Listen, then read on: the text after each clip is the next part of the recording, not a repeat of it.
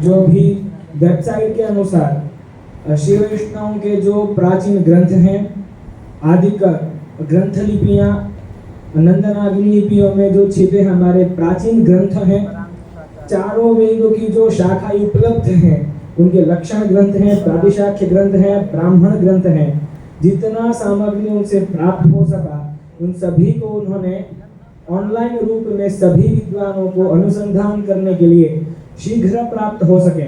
यथा अगर यदि हमारे वेद का कोई मंत्र है, हमें यदि उसका पदपाठ, क्रमपाठ, घनपाठ एक ही साथ चाहिए, अगर यदि वो 30वां अध्याय का कोई एक मंत्र का हमको संपूर्ण चाहिए, लक्षण चाहिए, पदपाठ, क्रमपाठ चाहिए, उसका घनपाठ, सभाष्य चाहिए, तो एक साथ सभी पुस्तकों का एक ही समय पर अनुसंधान नहीं हो सकता, जो कि एक ऑनलाइन रूप में, डिजिटल रूप में हम प्राप्त कर सकते हैं। इस विषय को अनुग्रह करते हुए उन्होंने सब अपना इस वेबसाइट में स्थापित किए हैं, जो कि अभी लॉगिन करके आपको अभी दर्शित करवाएंगे।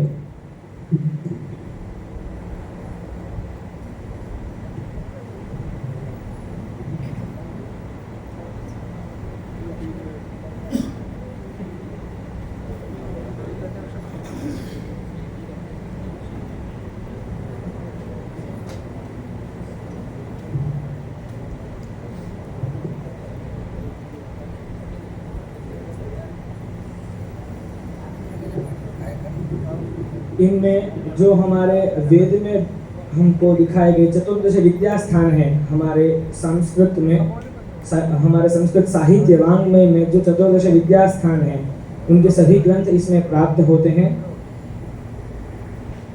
एवं जो भी नंदनागिरी लिपियों में जो ग्रंथ उपस्थित हैं, जो तालपत्र जो उपस्थित हैं, उनको दिखाते हुए इसमें उन्होंने कहीं जगह पर देवनागरी को कन्वर्ट करते हुए दिया है।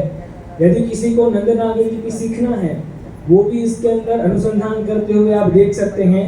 देवनागरी के जो स्वर, व्यंजन इत्यादि को एक तरफ लिखे हुए हैं और नंदनागिरी के स्वर, व्यंजन एक तरफ लिखे हुए हैं। उसको देख के तालपत्र का अनुसंधान करते हम टाइप भी इसमें कर सकते हैं, नंदनागिरी को देखकर देवनागरी के अंदर, जिससे लिपियों का भी ज्ञान हो सकता है।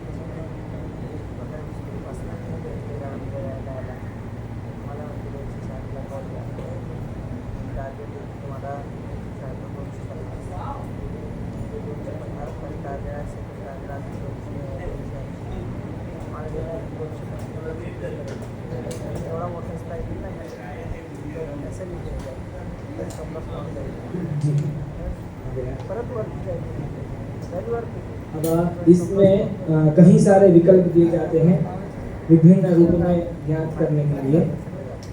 सबसे प्रथम है टेक्स्ट, लेंगे तो विद्यास्थान, ये हमारे चतुर्दश विद्यास्थानों में दर्शनानि तक हैं। उसके अलावा जो कन्नड़ साहित्य, तमिल साहित्य जो होते हैं, उन्होंने भी उसके अलग अलग ग्रंथों इत्यादियों के सब इसमें विभाग दिए हैं। हम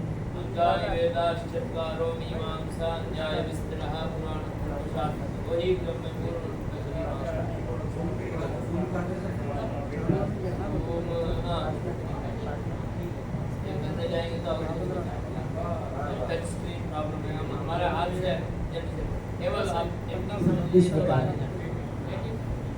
ये विद्यास्थानानि में यदि हम यहाँ क्लिक करते हैं तो इस प्रकार संपूर्ण हमारे 14 विद्यास्थान प्राप्त होते हैं। सर्वप्रथम हम वेद को ही उद्घाटित करते हैं। ऋग्वेद, यजुर्वेद, सामवेद, अथर्वण वेद, ये 4 वेद। हम अभी शुक्ल यजुर्वेद को ही खोलते हैं।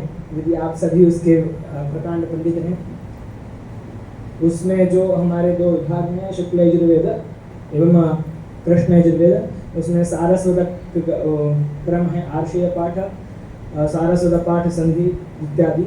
हम शुक्ल यजुर्वेद में ही आगे देखेंगे तो 2 शाखाएं प्राप्त होती हैं, माध्यन्दिन शाखा और एवं पांड्य शाखा। माध्यन्दिन शाखा भी खोलेंगे तो उसमें 3 और प्रकार आते हैं, मूल पाठ, पद पाठ, लक्षण ग्रंथ। ये 3 प्रकार के पाठ इसमें दिखाए जाते हैं। लक्षण ग्रंथ यदि खोलेंगे तो उसके प्रातिशाख्य एवं प्रतिज्ञा सूत्र, जो मध्य शाखा जिसका ज्ञान आपको होगा, हम एवं मूल पाठ में यदि पुनः स्पष्ट करें, संहिता, उपनिषद, ये 2 विभाग आते हैं। मूल पाठ में 2 विभाग हैं।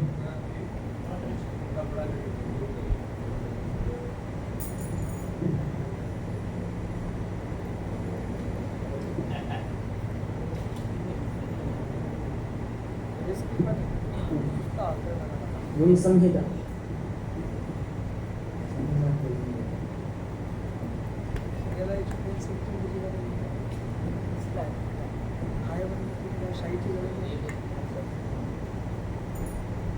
संहिता में 1 से 40 जो हमारे अध्याय हैं शुक्ल यजुर्वेद संहिता के, सभी एक अध्याय का क्रम आ जाता है।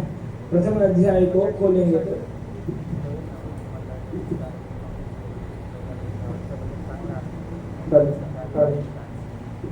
उसमें प्रथम अध्याय का प्रथम मंत्र हम खोलेंगे तो ये आ गया, जो कि आप मंत्र पाठ आप सब पंडित जानते हैं।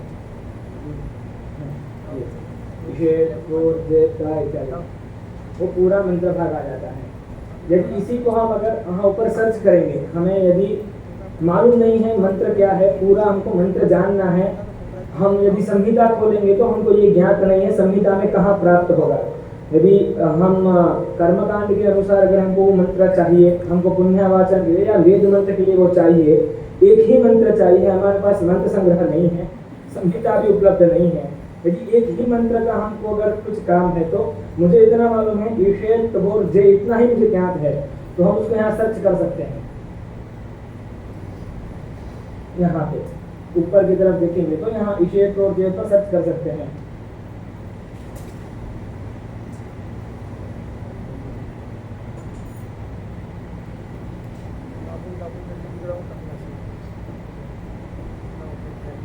ईशेत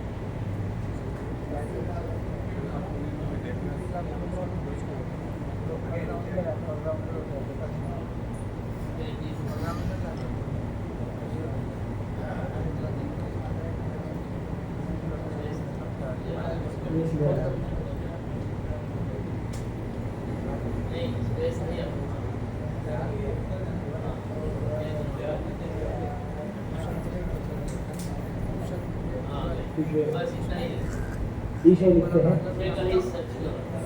सिलेक्ट करके यहाँ संहिता में हम क्लिक किए। यह मंत्र इतना मालूम है, शुक्ल यजुर्वेद माध्यन्दिन शाखा की संहिता भाग में यह मंत्र है। हमको इतना मालूम है ईशे इतना ही वहाँ पे मंत्र है। तो हम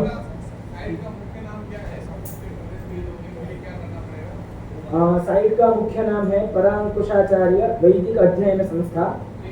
हाँ, यदि आप गूगल में सर्च करेंगे तो PIBS, थोड़ा कुछ इसका संचालन करने का क्रम समझना चाहिए। वो भी हम कर सकते हैं, नहीं तो इसमें कुछ है ही नहीं, ऐसा करके बाहर आ जाते हैं।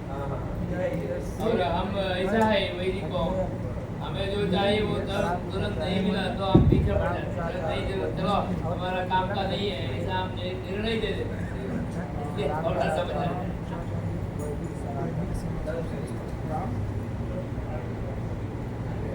किया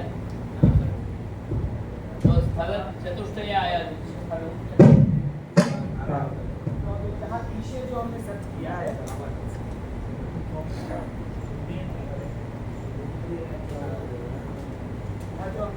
ईशे जो हमने सर्च किया है वह ईशे संपूर्ण माध्येन्द्र संहिता में, संपूर्ण जो हमारा माध्येन्द्र संहिता में कहाँ कहाँ ईशे यहाँ शब्द आता है, 4 स्थानों पे ईशे और वहाँ एक जगह है, दूसरा ईशे राये ऐसा कोई जगह है, वहाँ जहाँ ईशे नाम का शब्द प्राप्त होता है, ईशे पद प्राप्त होता है, लक्ष्मी राज इत्यादि वहाँ पे उसका जो दूसरा अर्थनी है वहाँ ईशे क्रोध आदि ऐसे प्राप्त होता है। और अंतिम जो है 38 अध्याय में ईशे पिंगस्वोर्ज ऐसा ही प्राप्त होता है। तो संपूर्ण माध्यम संहिता में कहाँ कहाँ ईशे यह शब्द है, या हमें कौन सा प्राप्त करने की इच्छा है, चारों में से भी एक हम प्राप्त कर सकते हैं। यदि केवल मंत्र नहीं, हमको पदपाठ भी चाहिए तो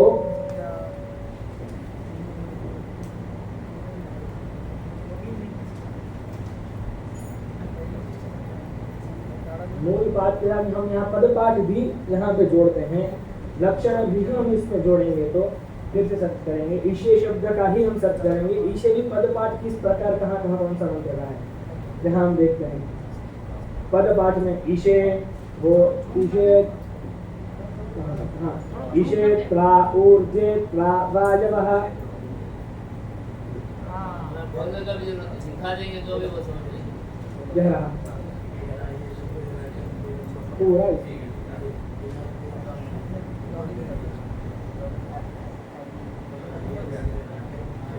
ये उसका दूसरे मंत्र का, उसमें जो पहले अध्याय का 22वां मंत्र कुछ है, क्यों ऐसा जाता है? मक्खी के कारण स्पर्श करता है तो अच्छा, इस प्रकार पद पाठ के साथ भी यहाँ उपलब्ध है। कोई और एक मंत्र यदि आप सजेस्ट करेंगे तो उसको भी इसमें घनपाठ भी इसका उपयोग हाँ घनपाठ ये घनपाठ उपलब्ध है तो इसमें पदपाठ भी उपलब्ध है।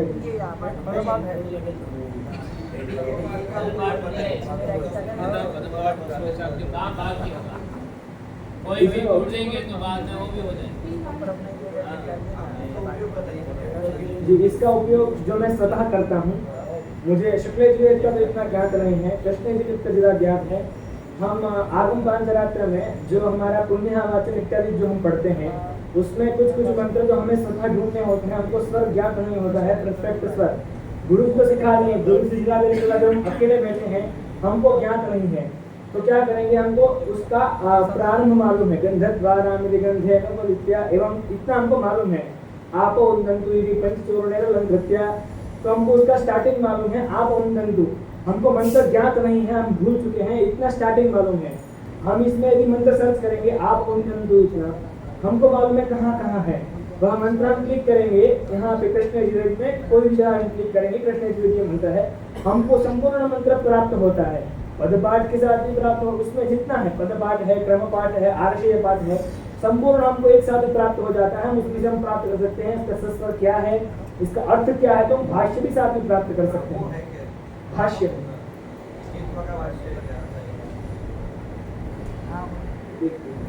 इसमें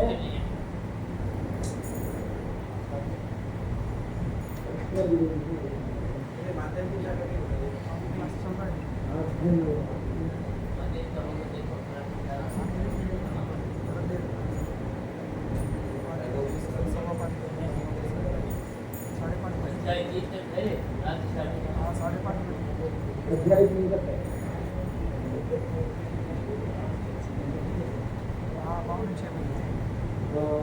यजुर्वेद माध्यन्तर भाष्यम नहीं है, जबकि जेल फोटो डालना है, जेल फोटो डालना है। आज चली ना कहीं काटला का फोटो नारायण भाष्य तो काटला नहीं तो आपला माणूस हे लावून शकतो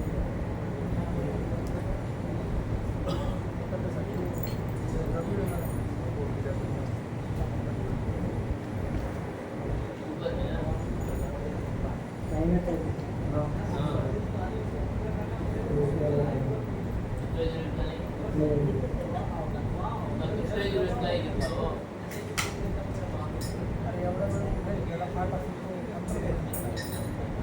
ज्याला पाठ नाही त्याचं काम होतं आपल्याला काय मंत्र तुम्ही फक्त अक्षर सांगायला हे मंत्र तयार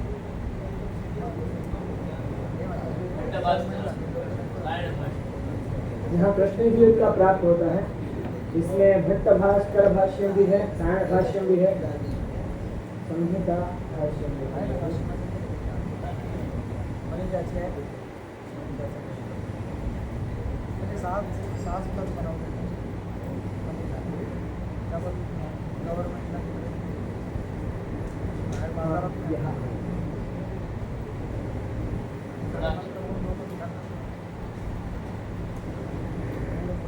भाष्य प्राप्त होता है उनका, जो सायणाचार्य जी का। और लक्षण ग्रंथ कैसे प्राप्त कर सकते हैं लक्षण ग्रंथ जो माध्यम शाखा का जो प्रातिशाख्य ग्रंथ है लक्षण ग्रंथों में वहाँ दिखा देते हैं। यहाँ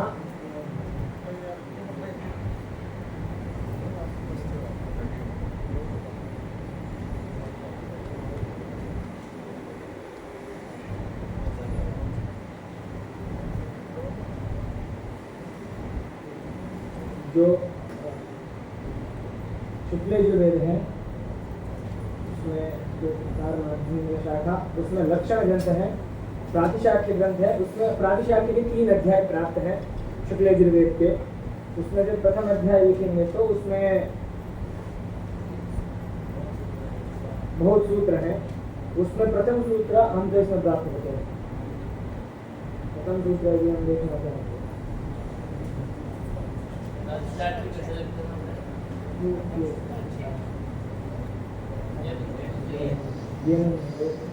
ये आ गया प्रथम सूत्र। स्वयं संस्कार छंदसी नियमः व्यवस्था प्रथम सूत्र है। द्वितीय सूत्र देखना है, द्वितीय सूत्र प्राप्त है लौकिका नामार्थपूर्वकत्वात् व्यवस्था अर्थानुसंधान के साथ इसमें इसमें नहीं प्रश्न गिरवे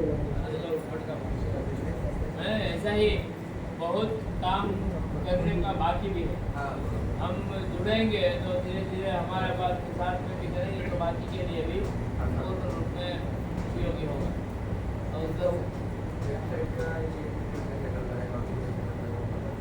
हाँ वो वेबसाइट ले लिया तो स्वयं चाहते हैं तो आगे हो जाएगा, नहीं होगा तो भी आपका बेटे को दे देंगे तो करके देंगे।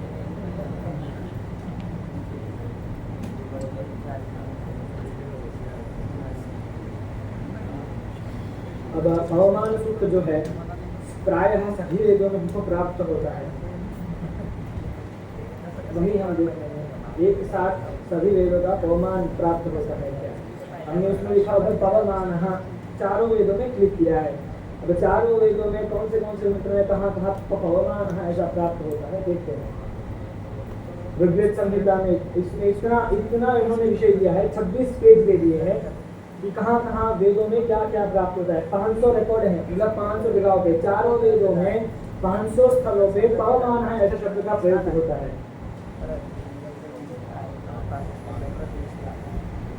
वो भी पदपाठ के साथ।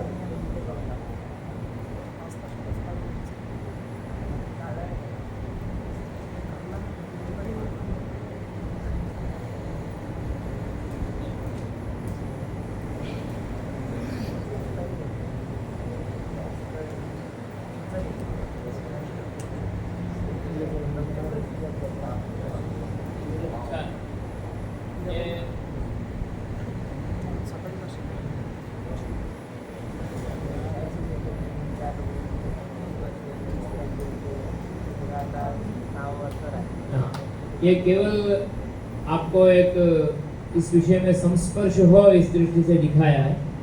तो इसी दृष्टि से आप थोड़ा आगे बढ़ेंगे और उस केंद्र के साथ भी जुड़ेंगे तो स्वयं को भी लाभ होगा और अन्य वेद पाठियों जिन्होंने वेदाध्ययन किया वर्णाश्रम धर्म के अनुसार होते हुए, तो उनके साथ संपर्क होते हुए अच्छी तरह से हम इस वेद विद्या को फैलाने के लिए पूर्ण रूप में प्रयत्न कर सकते हैं साथों साथ रहते हुए। तो ऐसा ही दूसरा भी एक जो मनुस्क्रिप्ट के बारे में हाँ, वो नहीं करता है। हम सब पाणिनीय शिक्षा जानते ही हैं।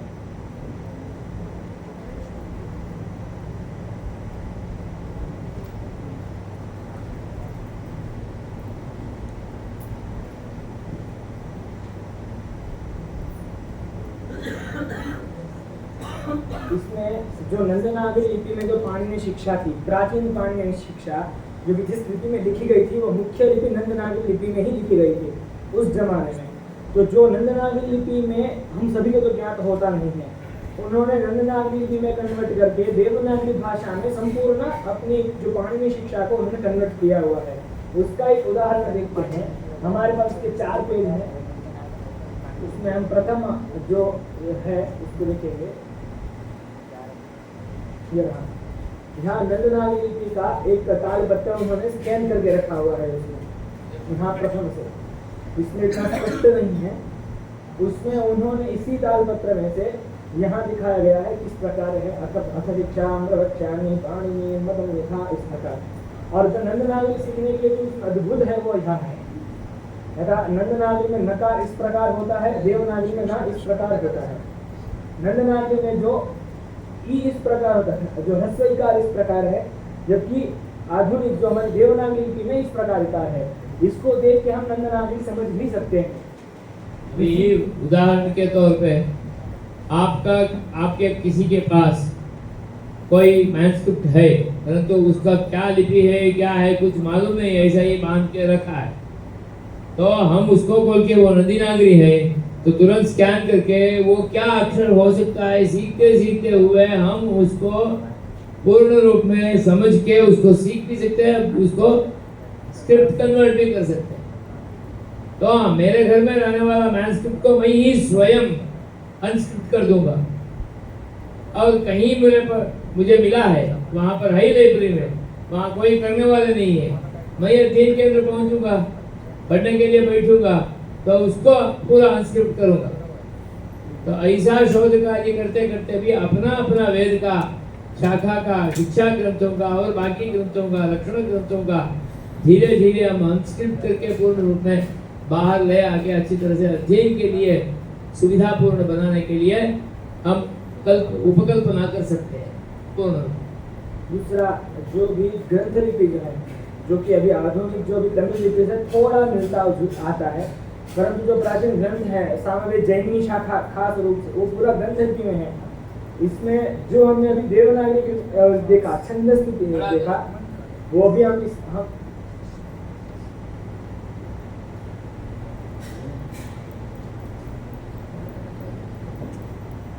उसी को हम अभी ग्रंथ लिपि में भी देख सकते हैं। पूरा ग्रंथ लिपि में जो हमने देखा अथ शिक्षाम प्रवक्ष्यामि पाणिनीय मदं यथा, वो पूरा यहाँ ग्रंथ लिपि में लिखा हुआ है। इसी प्रकार हम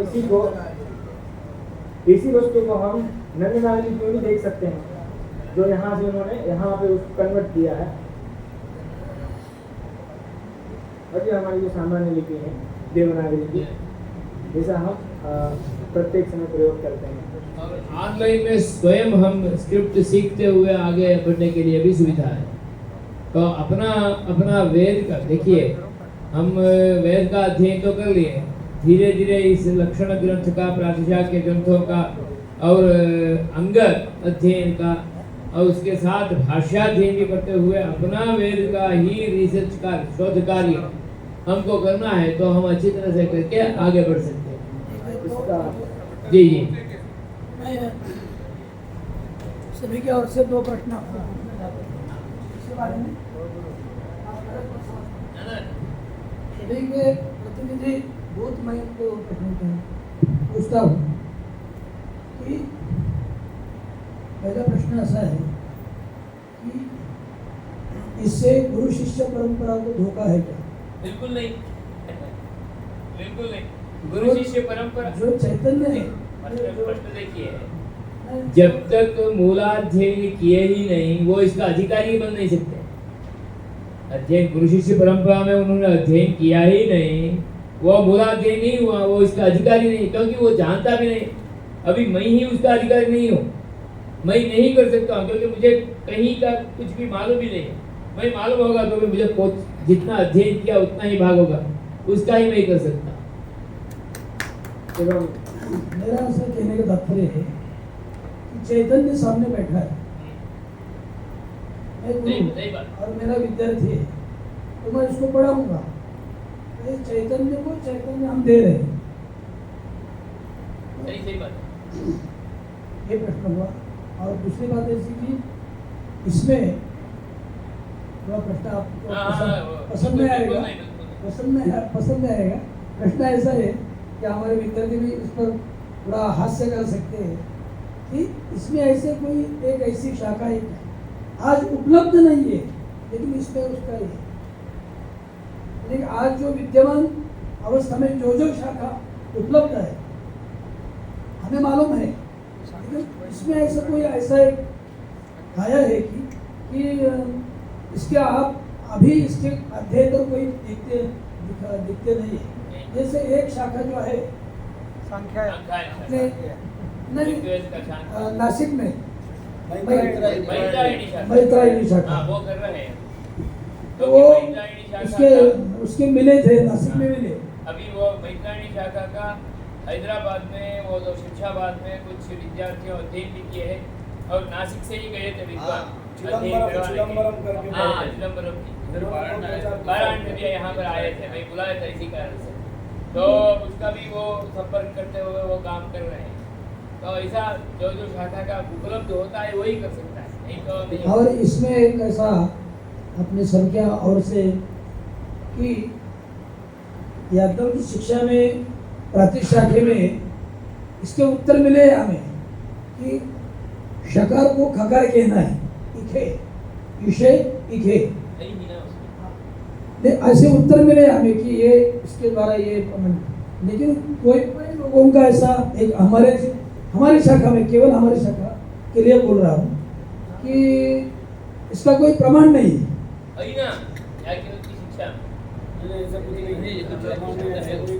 इसमें प्रमाण नहीं है, ऐसा कोई है क्या?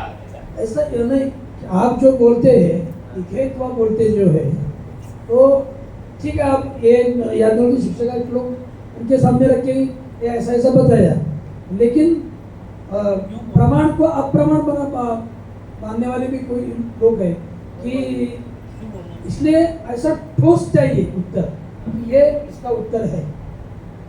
गुरुजी, वो प्रतिज्ञा सूत्र है ना, वो निकालो ना, सूत्र निकालिए। तो कोई उस पर टिप्पणी करती है ऐसे, अपने मन से करते हैं, प्रतिज्ञा सूत्र निकालिए। हम तो हमारे ग्रंथ दिखाते हैं, लेकिन कोई बुद्धिजीवी प्राणी जो है अभी ऐसे में है, कि हम जा रहे शाखा बचाने के लिए हम बड़ा कीजिए और वो त्रुटि निकालने का प्रयत्न है। हाँ गुरुजी देवा, हे द्वितीय सूत्र बघा, त्याच्यामध्ये दिलेलं आहे। और अपने शाखा, हमारी शाखा में ऐसा पूछने वाले पुणे में विद्यमान है। आपको बताऊं, मेरे गुरुजी ने बताया मुझे कि पुणे में एक बार ऐसी अवस्था थी कि माध्यमिक शाखों को मानना ही नहीं, ऐसा एक वर्ग था। ये सब ऐसे आदिवासी लोग ऐसे समझते ऐसा एक वर्ग था, हमारे गुरुजी ने बताया। जब गोडसे गुरुजी वगैरह आए, शाखा का प्रचार हुआ, उसको रुकते लग गया, तब वो कब चुप बैठ गए। ऐसा कोई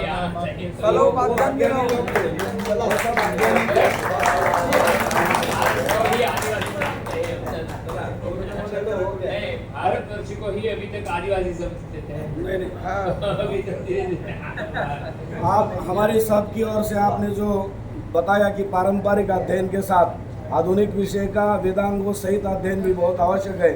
ये आपका जो बोलने का सार है, ये हम सब लोग उसको स्वीकार करते हैं और आपको बहुत बहुत धन्यवाद देते हैं कि आपको अमूल्य हम लोगों को सबको मार्गदर्शन किया। और आधुनिक विषय की आवश्यकता बहुत है आज के युग में, इसलिए हम आपको धन्यवाद देते हैं, आभार प्रकट करते हैं।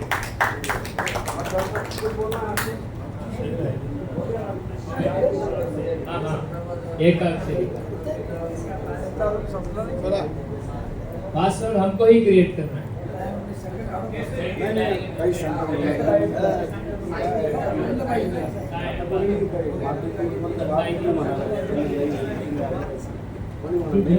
अभी ऊपर चाय आ गया है, आज अनपार नहीं आ पाया है। बच्चा भूल गया है, बोला कि थोड़ा उपवास जैसा हो जाएगा आज के लिए केवल, तो मैं क्षमा